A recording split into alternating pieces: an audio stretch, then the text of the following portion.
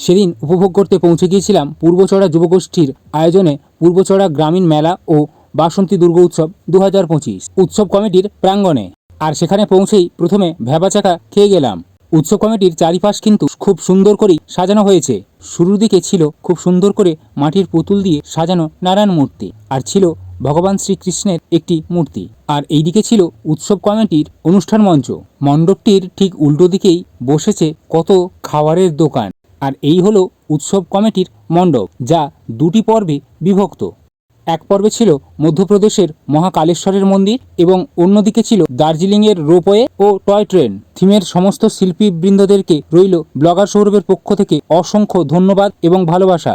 Blogger সৌরভের পক্ষ থেকে আয়োজক কমিটির জন্য রইল অনেক অনেক শুভেচ্ছা। আপনি ভিডিওটি কোথা থেকে দেখছেন তা কমেন্টে জানাতে ভুলবেন না। কিন্তু যদি আপনি পূর্বচড়ার বাসিন্দা হয়ে থাকেন তাহলে কমেন্টে লিখুন আই লাভ পূর্বচড়া। ভিডিওটি চটজলদি সবার সঙ্গে শেয়ার করুন। এই হলো মহাকালেশ্বরের মূর্তি। পরবর্তী ভিডিও দেখার জন্য চ্যানেলটি চটজলদি সাবস্ক্রাইব করুন। এখন সবাইকে টাটা।